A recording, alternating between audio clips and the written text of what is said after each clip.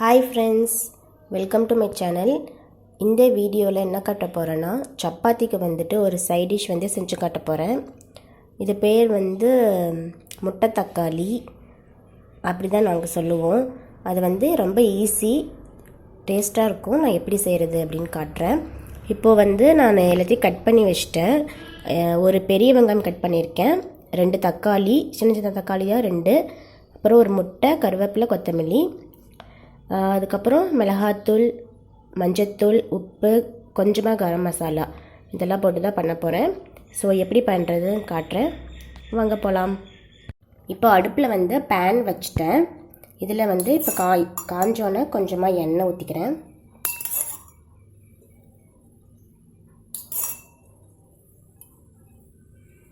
நான் வந்து எனக்கு மட்டும் பண்ணுறனால குவான்டிட்டி வந்து கம்மியாக தான் இருக்கும். நான் பண்ணுறது வந்து ஒருத்தர் சாப்பிட்ற மாதிரி பண்ணுறேன்.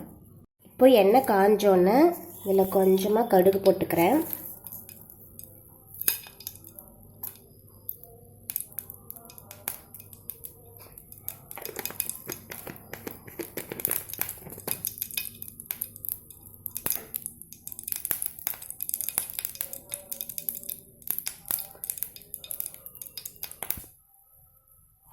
இப்போ கடுகு வந்து நல்லா பொரிஞ்சோன்னே நான் வெங்காயம் போட்டுக்கிறேன்.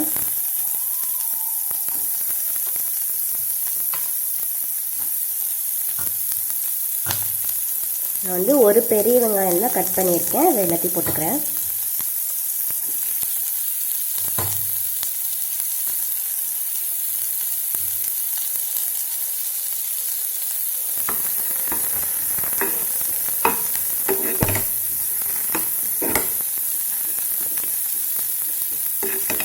நல்லா வெங்காயம் வந்து லைட் ப்ரௌன் ஆகிற வரைக்கும் நல்லா வதக்கணும்.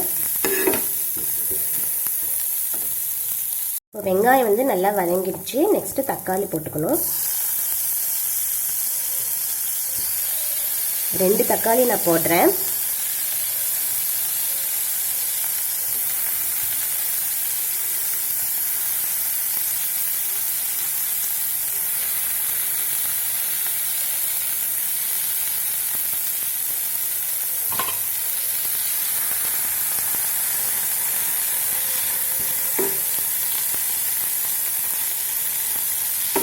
நல்லா தக்காளி வந்து வதக்கிட்டு கொஞ்ச நேரம் அப்படியே வேக வைக்கணும்.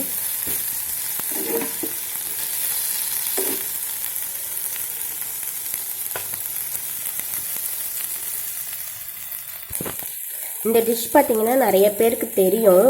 அதனால் இதெல்லாம் ஒரு டிஷ்ஷாக அதை பண்ணி காமிக்கிறீங்க அப்படின்னு நினைக்காதீங்க. இப்போ தான் வந்து சில பேர் சமைக்க ஆரம்பிச்சிருப்பாங்கல்ல, அவங்களுக்காக தான் நான் இது வந்து செஞ்சு காட்டுறேன்.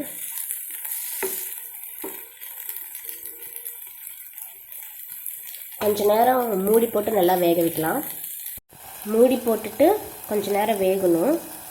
அதுக்கப்புறம் தான் நம்ம வந்து மிளகாத்தூள், மஞ்சத்தூள் அதெல்லாம் போடணும். இப்போ வந்து கொஞ்சமாக மிளகாத்தூள் போட்டுக்கிறேன், கொஞ்சமாக கரம் மசாலா போட்டுக்கிறேன், கொஞ்சமாக மஞ்சத்தூள், எல்லாம் போட்டு வதக்கணும்.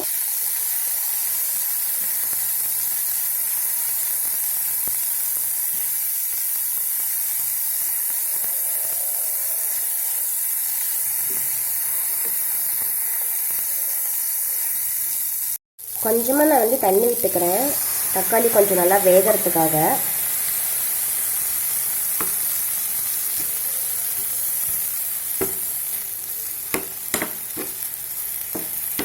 இப்போது இந்த டைமில் வந்து உப்புலாம் கரெக்டாக இருக்கா, காரம்லாம் கரெக்டாக இருக்கான்னு பார்த்துக்கோங்க. ஏதாச்சும் கம்மியாக இருந்ததுன்னா ஆட் பண்ணிக்கோங்க.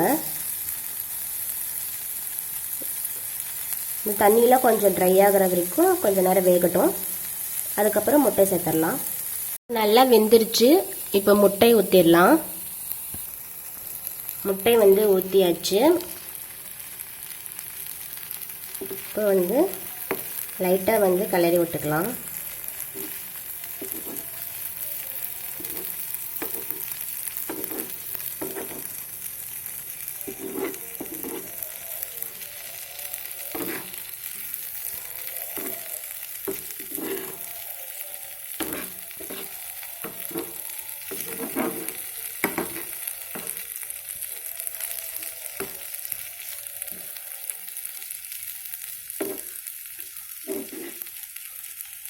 சிம்லே வச்சு அடுப்பை பண்ணுங்க, இல்லைன்னா வந்துட்டு தீஞ்சிரும்.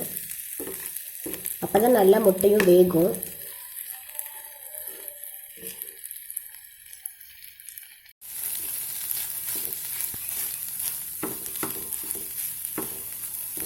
நல்லா முட்டை வேகிற வரைக்கும் நம்ம கிளறி விட்டுக்கணும்.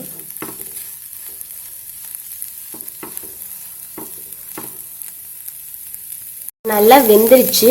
இப்போ ஃபைனலாக கொத்தமல்லி தழை தூவி ஒரு கிளறிட்டு நம்ம இறக்கிடலாம்.